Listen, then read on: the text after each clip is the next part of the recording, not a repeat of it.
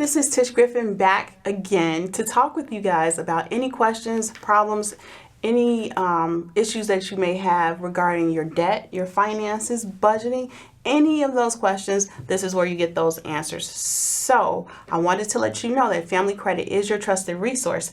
So if you have any questions and you're not able to get answers just yet, or you come up with something after watching the show, I want you to head over to Family Credit's website at familycredit.org or call 800-994-3328.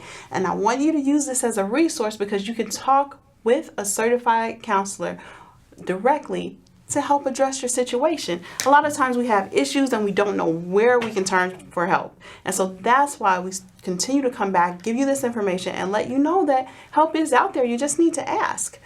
So today's show, we've been talking a lot on finances. We've been talking about, getting your mental money mindset in order. And so we're going to follow through with that by talking about what comes next. So we know we need to have the right mindset when we're dealing with our finances. We don't want to be stressed out.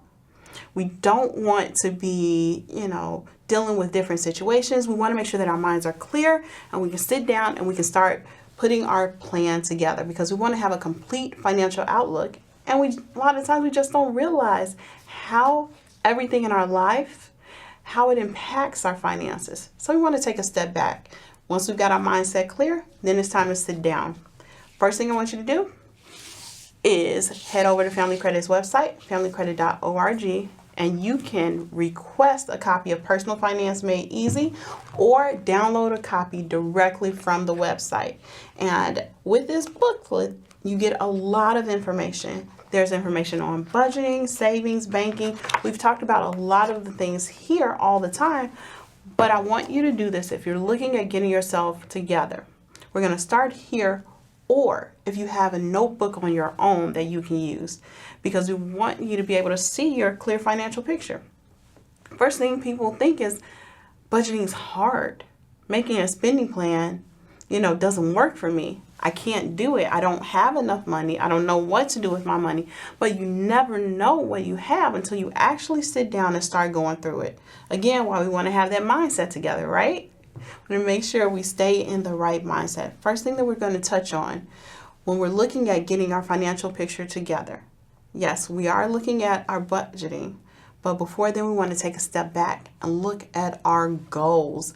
We talk a lot about what our goals are and why it's important to have goals, but I want to make sure that you have them and you have them written down. Because when you are looking at your finances, when you're looking at your life even, it's important to know why it is we're doing this. And the last thing we want is to get of age, to get older, thinking that we're ready to retire and not have anything to make it. Again, I always say I don't want to work at Walmart or McDonald's when I'm older. So we want to make sure we take those steps now so that we have everything we have our plan in place. So again, we're going to take a look at our goals. Now, why are goals important? Goals are important because they help lay the foundation. And I want you to keep in mind that your budget will never work. Your spending plan that we're putting together, that we're working on doing, it's not going to work if you don't have goals in mind. You need to know what it is that you want to accomplish. And with those goals being said, we want to make sure that those goals are what we consider SMART goals. And you may hear that topic out a lot. You may do a Google search and you see that. But what are SMART goals? We want to make sure that our goals are relatable to our own unique situation. So we want to make sure that they are very, very specific. Not just say, oh, I want to get out of debt. Oh, I want to, go on a vacation. I want to take a trip. I want to buy a house. No, we want to be as specific as possible, starting with what that goal is. We want to define it, and we want to make sure that it is measurable. We want to be able to measure our success. How long will it take us to get there? What do we need to make sure that we get there? Then we want to make sure that the actual goal is achievable or attainable, right? We don't want to be unrealistic. We want to be able to tell the truth to ourselves, to discipline ourselves accordingly, and make sure that this is actually going to work. So that's why you want to sit down. Again, we want to make sure that they're specific, measurable, attainable. And then we want to make sure that they are relatable to our own unique situation. My goals are not going to look like yours. Yours don't look like mine. Everyone's situation is unique and it changes with time too. So a lot of times we even have to sit down and say, okay, this is my goal today, but tomorrow it could be totally different. And that's okay. As long as we know what it is and we're keeping that in mind. And how do we do that? Making sure we write it down. We want to make sure that we write it and have it plain in front of us at times when we're thinking about, what we're going to do next, what our next steps can be, where we're paying our bills. We want to make sure that we have those goals somewhere that we can see them. Then we want to put a time limit on those goals. Okay, if I do it this way, it'll take me 3 months to achieve this goal. This goal will probably take me 9 months. Now, sometimes when we set those time limits can change, and that's quite all right. Because again, our situations change and so will our goals and everything that we do. And while we have those goals in mind, we want to just make sure that we know what they are, we're looking at them, and that they're relevant to our own unique situation. Now, how do you do that? You may say, well, I know I have goals, but I can't remember what they are. I never remember. I wrote them down years ago. I wrote them down a few months ago. Haven't seen them. Haven't even thought about it. That is why we want to make sure that we're constantly looking at them. Every time we sit down and do that budget, every time we're looking at our finances, when we go out, when we're shopping, when we're going to different restaurants, whatever we may do, we want to take a quick brief second and think about those goals that we have in life. One of the things that I do is take one of my goals and make it my screensaver on my phone. That's something that I use because it keeps my goal in my head. I know what my long-term goal is. I may not have it right now today, but this is what I am saving for. This is what I'm working towards. And I see it as a constant reminder. Another thing that you may want to do is if you're a visual person, you can take a index card and write down that goal and keep it with you. You can keep it in your car, your dashboard. You can keep it at work, on your desk, so that you see it every time you look around. You're thinking about it. It's staying in your head subliminally. And with that being said, it's important to know what those goals are. Once we forget it, we might move on to something else. Our life changes. We totally forget about it. But if we're consistently looking at it, thinking about it, and allowing it to drive us and drive our budget and what we're doing, hey, we're going to be okay. So think about what creative ways you can use to always keep your goals in mind. Another thing that you want to think about is when you are making those purchases, when you're shopping. You may say, man, I really need this shirt. I really want to go out and get this dress or a new pair of shoes. And then think about it. Is it really worth it? Do you already have something that you can use that would work in it instead? A lot of times we waste a lot of money when we don't have to. And so we want to look for those spending leaks in our budget. But we'll talk about budgeting in a moment. We want to get back to making sure that we've got our goals in place before we jump into our budget, okay? Now, when you're looking at the Personal Finance Made Easy, great place for you to start. There is a place right up front. We're doing a self-assessment. We're going in here and we're talking about our goals. Again, if you don't have a place where you can write it down personally, you can contact Family Credit at 800-994-3328 and get a copy of this for yourself. You can download it for free. And then you can start working through it, keeping your goals in mind. You say, every time I pick up this book, I'm thinking about my goals. So that's the importance of why we want to make sure that our goals work for us. It works for our budget. And it's going to start us going down a different path to being able to achieve our goals. Now, if you've got that together, I want you to sit down, take a moment. And now it's time to start going through our income, our expenses, and figuring it out what we can do to make things better in life. Okay? Now, for a lot of people, they find that it's getting harder and harder. And I warned you, we talk about this all the time. We want to make sure that we've got the savings, that we've got the stability in place. And we know how to react when the inevitable happens or when something bad happens or something that throws our budget out of whack. We're not so surprised. We just take it, we roll with the punches because we've already got this plan in place. We've got our budget, we know what we're working with, and then we can just proceed accordingly. So next thing that you want to make sure of when you're going through your budget, you're getting ready to sit down, you got your mindset right, guess what?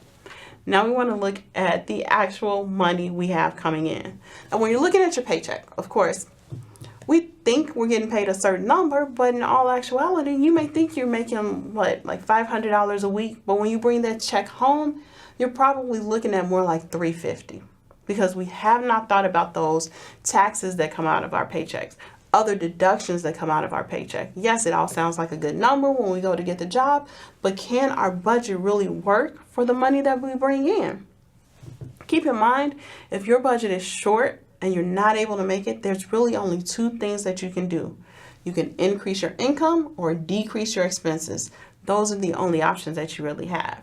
So sitting down and knowing what income we have, be it short, be it enough to cover your expenses, knowing that will allow us to see, do we need to bring in more? And if we've got enough, can we take some of that and begin to save towards our retirement, towards our long-term goals? So this is really why we want to sit down and figure out what your income is.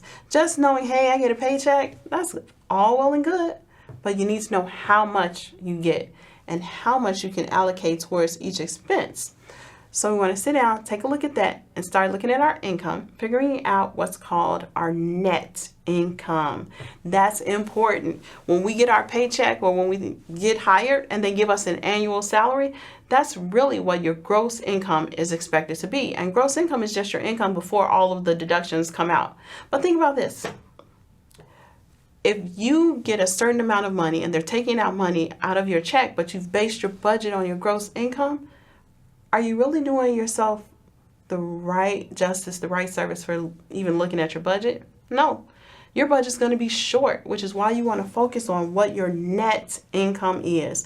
The income after you start, after you have made all of your deductions, after your employer takes out everything out, be it 401k, maybe you've got some other things coming out of your paycheck. Sometimes employers take out for uniforms, they take out your taxes.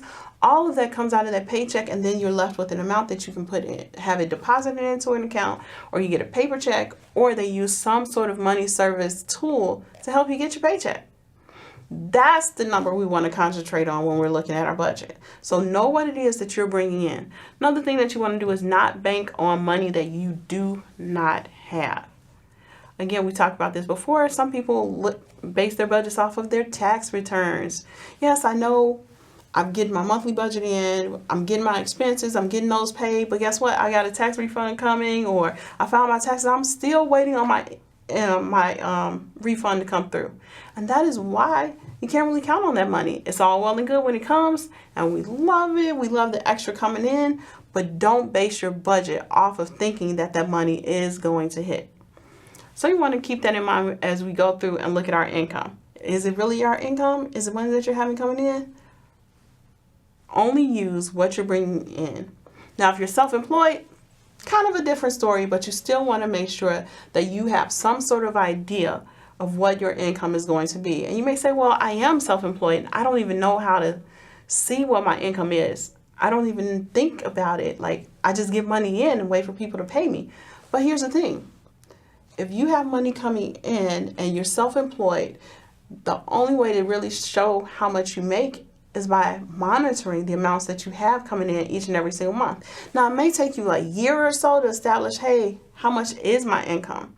What do I actually make? You may think you're bringing in thousands and thousands of dollars, and when you go back through, not so much. So you don't want to bank on money that you don't have, but you also want to be more aware of what it is that you are actually bringing in, because again, once we know how much we're bringing in, the only thing that we can do is increase our income or decrease our expenses. So after we sat down, we touched on that. Hey, let's go over to our expenses and look at what those are. Now in here, I'm not going to touch on it that much today, but get your guide. There is a place in here for you to write down all of your expenses as well. And it's important for you to do that and know what you're paying out each and every single month too. Had a couple that, they're wondering where their money went. Every single month, they found themselves stretching it. They did not have enough money at the end of the day to make ends meet. So in that case, what do? You sit down, you go over your expenses. You look at what your bills are. You're going to be paying your utility bills, your car note, your mortgage, your rent. All of these things are important, but what we fail to look at is those spending leaks that hit our budget and we're not even thinking about.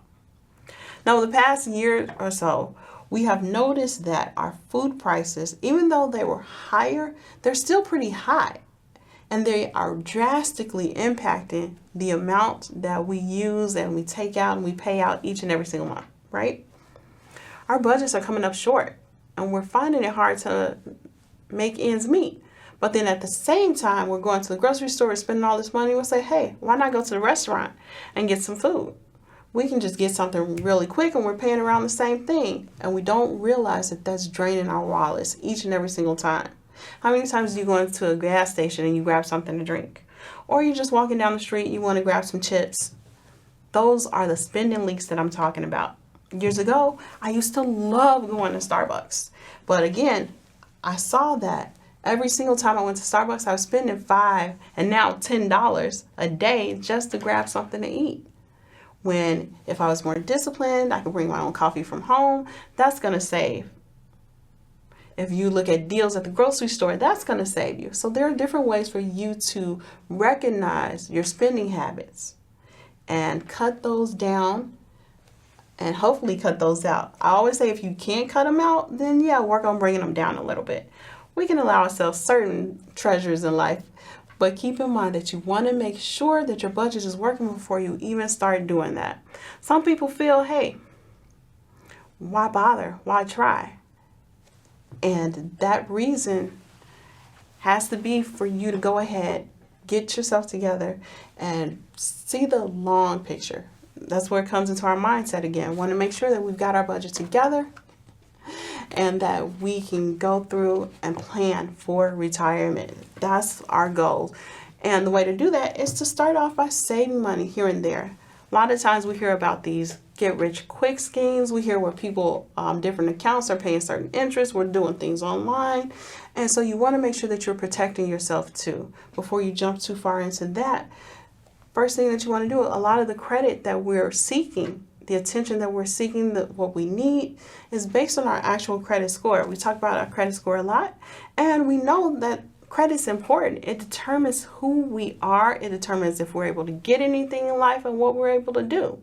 So credit is important. Years ago, it was just to determine if you were going to get a car loan or a mortgage. But now, guess what? Employers are looking at it. You've got insurance companies looking at it. You've got so many people trying to pull your credit report just to see if you can qualify for certain things, if they can extend services to you, or if you can get a job. And you may say, if I'm looking for a job, why would an employer need to pull my credit? That has nothing to do with my work. But think about it. It kind of does. If you get a job and it's a new job and everything is going well, but guess what? You're behind on your bills. You're having creditors call you all the time. You're getting those phone calls. And then guess what? They may even start calling your employer to see if you're actually working there and start harassing you. Well, that kind of stresses you out. That throws you off of your game. And so employers will feel like, if your credit is bad, or they can see some things going bad on your credit, you've got a low score, you're not going to be as focused on your job. And there could be some errors there, some messed up things happening.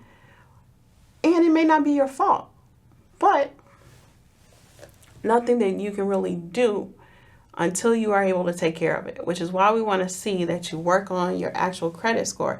Now, in the midst of all this stuff happening, I want you to keep in mind, even though your credit, it follows you for years and years and years, and your actual credit report stays with you for 10 years or more. Remember, negative information stays up to 10 years. Positive information can stay indefinitely. But keep in mind, your actual credit score only looks at the last 24 months worth of history. So what that means is just because you mess up today, 6 months from now, your score is going to look better if you take the steps that you need right now to get things in order. And that is where your dedication, your discipline, your hard work, it really does pay off. It is never too late for you to start now. Anytime you feel like you've messed up, something's going to happen, it's up to you to make that change. And I know you can do it. If you need some help, reach out to a certified counselor. And I want you to call 800-994-3328. The counselors there can go over your credit report, your situation, go over your budget, and help you find the help you need. If you've fallen behind on your bills, this is a great place for you to start as well.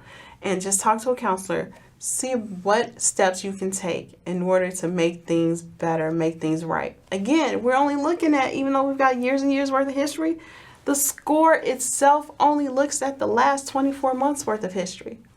So start today. And with that being said, if you're looking at your credit report, again, I want you to think about this last 24 months worth of history. So what are you going to tackle? If you got some medical bills on your credit report that were 5 years old, you got some collection agencies, some charged off credit cards that were, 3 years old, and then you've got a new collection agency that just hit last month, because you're only looking at the last 24 months worth of history, you want to tackle the most recent now. That means go ahead, look at that new collection that just hit, see if you can get that squared away. And there's ways for you to do that. You can look at calling the creditor directly to make arrangements, or you can contact the counselor at Family Credit at 800-994-3328, or you can do what's called debt validation with the creditor directly. Now keep in mind, if you're dealing with a collection agency, most likely that collector didn't have that account in the beginning. An account charges off typically within 120 days of your last payment. Used to be a little bit longer than that, but times have changed. That time has been moved up, and some creditors will charge you off even before then, but they're looking at the date you last made a payment. So let's say you're reaching towards charge off, right? You haven't quite made it yet. And if you can make a payment, let's say you're almost at 90 days. If you make a payment, guess what? That resets your clock. If you make a minimum payment, now you're back at 60. And you can keep going that way. If you make a little payment or a partial payment, that'll still get you back a little bit more and keep you from charging off. Now, what happens when an account charges off? It doesn't mean that you're not responsible for it. It doesn't mean that you don't have to pay it, because yes, you very much have to pay it. But what that actually means is that that creditor is saying, hey, they owe us money and I don't think I'm going to get it. So that bill is now not considered a performing asset. They can't get any money off of it. So what they do is they put it into another bucket. Doesn't mean you don't owe them, but that next bucket either means that they can go to a collection agency to try and collect on it. They can do in-house collections, or they can send it to an attorney. Now, a lot of collectors won't do that just yet. We'll talk about the recovery methods, things that you can do next week or next time. If you're dealing with collectors and you're dealing with trying to make things better, because guess what? You have the power to tell them to stop.